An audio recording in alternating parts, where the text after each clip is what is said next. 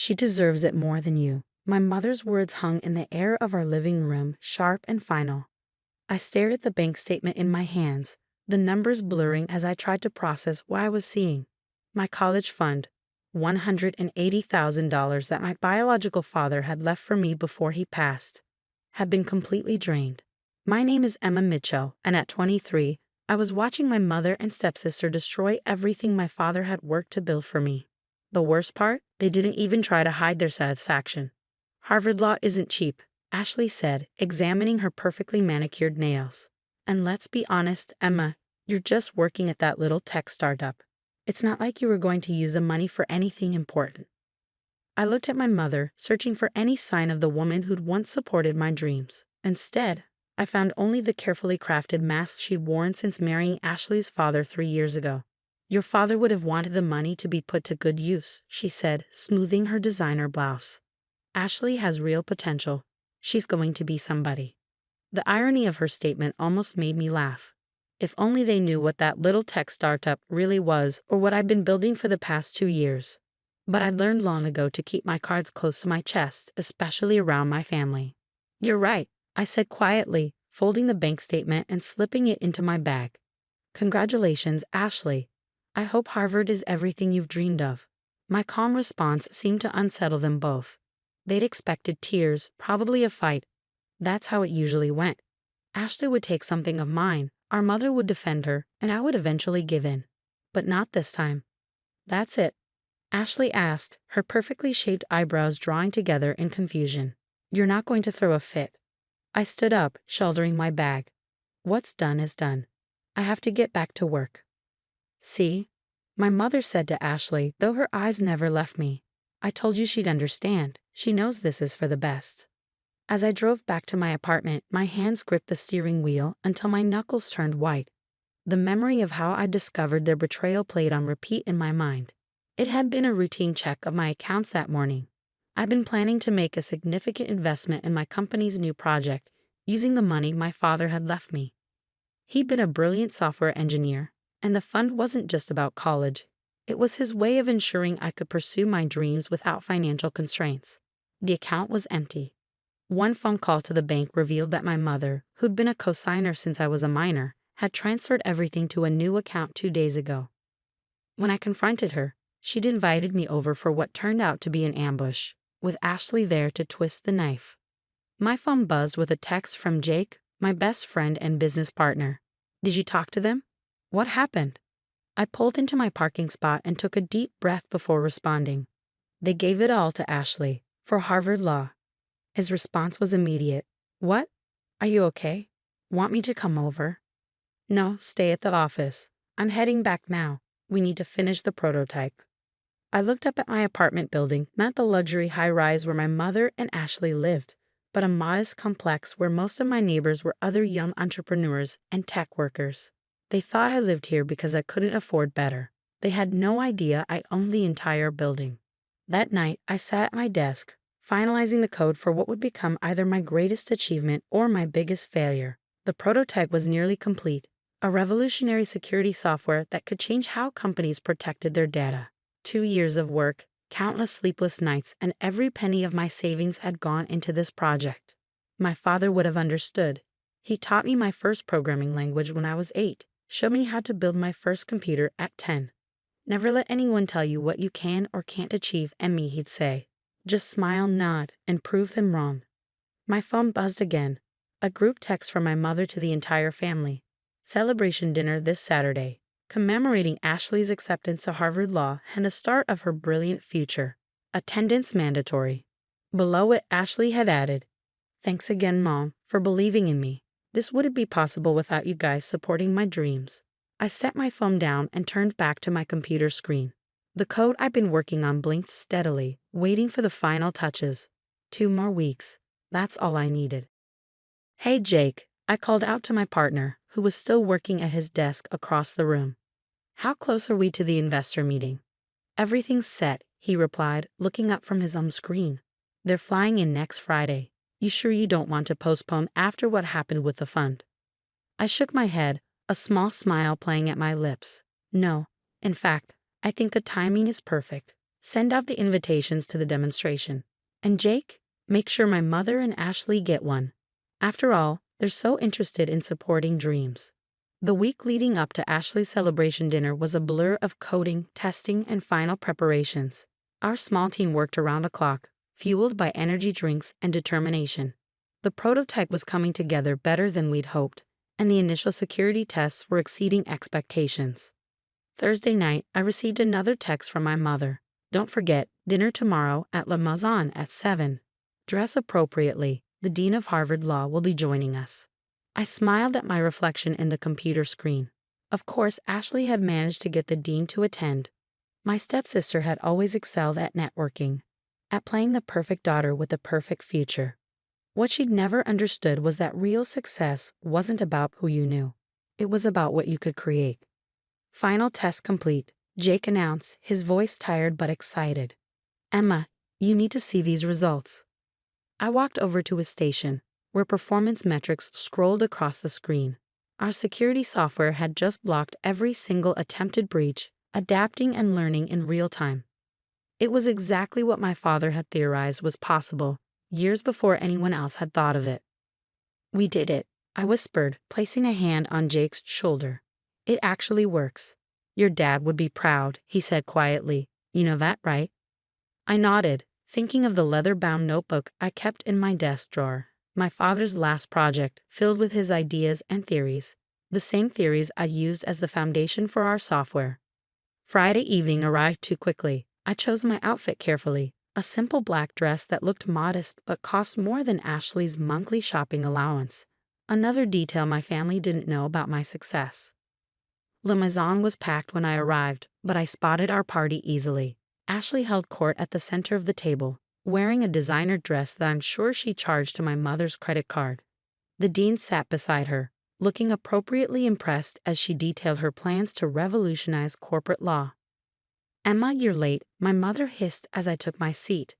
The dean has been here for 15 minutes already.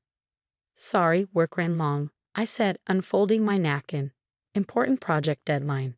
Ashley laughed, the sound practiced and perfect. Still at that startup. You know, there's an entry-level position at Dad's firm if you want a real job.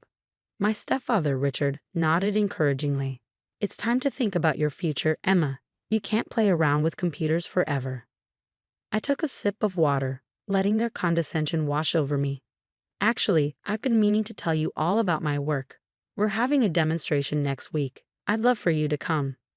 Oh, honey, my mother said, patting my hand. We're also busy with Ashley's Harvard preparations. Maybe another time. It's a pretty important demonstration, I pressed. We're meeting with some major investors. I think you'd find it interesting. The dean perked up at this. What kind of technology are you working with? Before I could answer, Ashley cut in. It's just some little app thing. Nothing like the cases I'll be working on at Harvard. Did Mom tell you I got the highest LSAT score in the state? Dinner continued like this, with Ashley dominating the conversation and my mother beaming proudly. I stayed quiet, eating my overpriced salmon and thinking about the next week's demonstration. As dessert arrived, Ashley tapped her glass with her spoon. I'd like to make a toast, she announced, to my amazing mother, who has always supported my dreams, who knew exactly what I needed to succeed, even when it meant making tough decisions. Without her believing in me, and without that college fund, none of this would be possible. Everyone raised their glasses. I did too, but my mind was already on Tuesday's presentation. Will you at least try to look happy for your sister? My mother whispered as we left the restaurant. This is a huge achievement. I turned to face her, maintaining my calm smile. I am happy, Mom. In fact, I can't wait to show you just how happy I am at next week's demonstration. You'll be there, right? Both of you. Something in my tone must have unsettled her because she hesitated before nodding. I suppose we could stop by, if it means that much to you. It does, I said, checking my phone as a text from Jake came through. Investors confirmed. All systems go.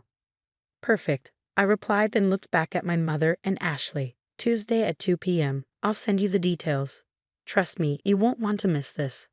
As I drove home, I thought about my father's words from years ago. Success isn't about proving others wrong, Emmy. It's about proving yourself right. Tuesday would prove us both right, and no amount of stolen college funds could stop what was coming. Tuesday arrived with a kind of crisp autumn clarity that made everything feel possible. Our office, usually a casual space filled with programmers in hoodies and jeans, had been transformed into something that would impress even my status-conscious family.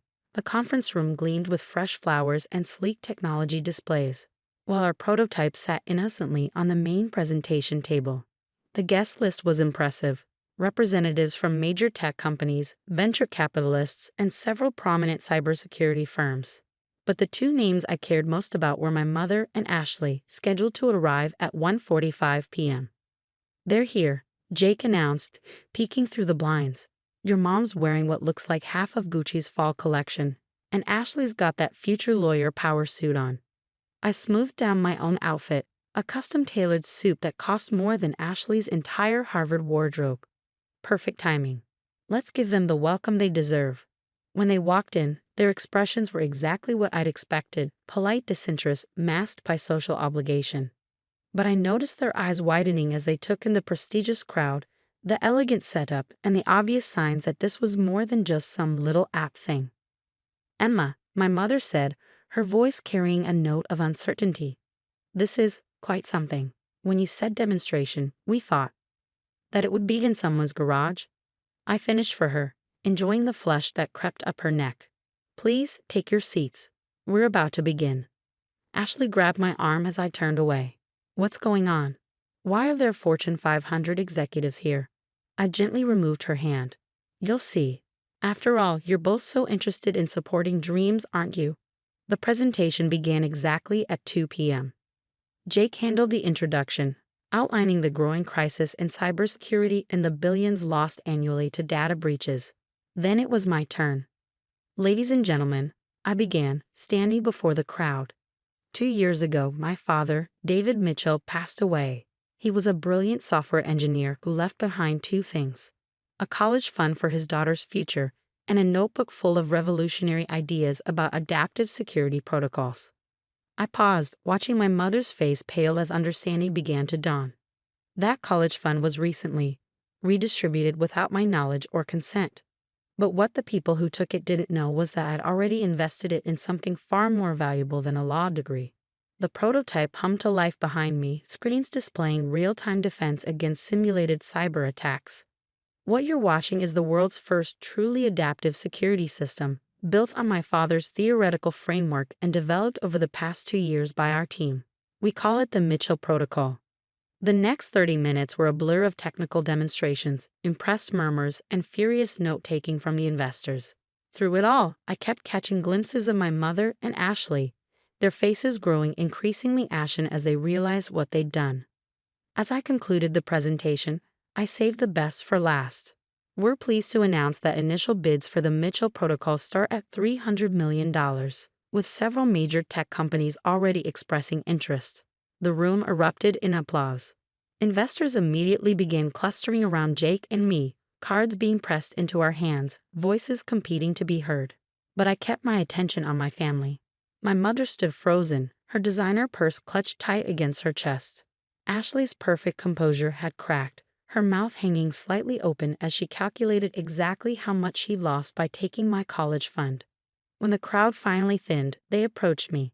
My mother spoke first, her voice trembling. "Emma, sweetheart, we had no idea. If we'd known. If you'd known it was worth millions, you wouldn't have stolen it." I finished for her. "That's exactly the point, Mom. You never bothered to know anything about my work, my dreams, or what Dad was trying to build for my future." "We can fix this," Ashley cut in, her lawyer-to-be mind already spinning. "The money, we can give it back. We'll figure something out with Harvard." I laughed, the sound drawing attention from nearby investors. "Give it back? Oh, Ashley, you don't understand. I don't need that money anymore. What I needed was to show you both exactly what you threw away. Not just the funds, but the chance to be part of something revolutionary." "But we're family," my mother pleaded. "Family?" I raised an eyebrow. "Family doesn't steal from each other. Family doesn't dismiss dreams as playing around with computers. And family certainly doesn't decide that one child deserves success more than another." I turned to greet another group of investors, then paused to deliver one final message. "Enjoy Harvard, Ashley. I hope that law degree was worth it. Oh, and Mom, Dad would be so disappointed in what you did with his legacy. As I walked away to shake hands with the CEO whose company was worth billions, I heard Ashley burst into tears. But I felt no satisfaction in their pain, only relief that I finally broken free from their narrow vision of success.